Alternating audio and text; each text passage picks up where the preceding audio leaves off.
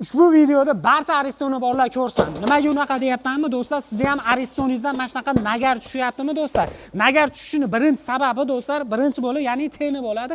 Teni o'rtacha bo'lsa, mana shunaqa nagar tushadi, to'k rasvotingiz ko'payib, suyingiz litr kamayib, do'stlar, suyingizni ham isitishgan bo'ladi. Ikkinchi o'rinda do'stlar, agar bunaqa ko'payib ketadigan bo'lsa, portlash ehtimoli bor. Portlagandan keyin odamga zarar yetkazadi.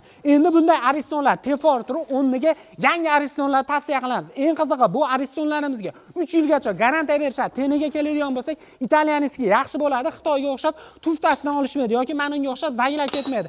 Eng qizig'i, undan tashqari mana bunday mnogorazовый, ya'ni mana shunaqa pufda boradigan bo'ladi, havo давленияsi kelsa chiqarib yuboradi, ya'ni portlamaydi. Undan tashqari do'stlar, devorga qatiradigan pasportigacha bo'ladi.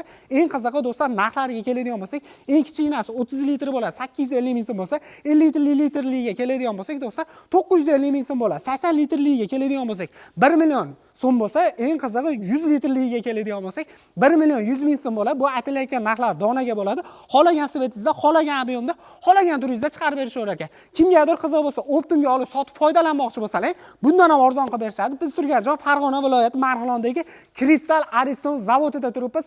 Pastdagi nomerlarga aloqa qilsangiz, to'liq ma'lumot akalarimiz berishadi. Aynan.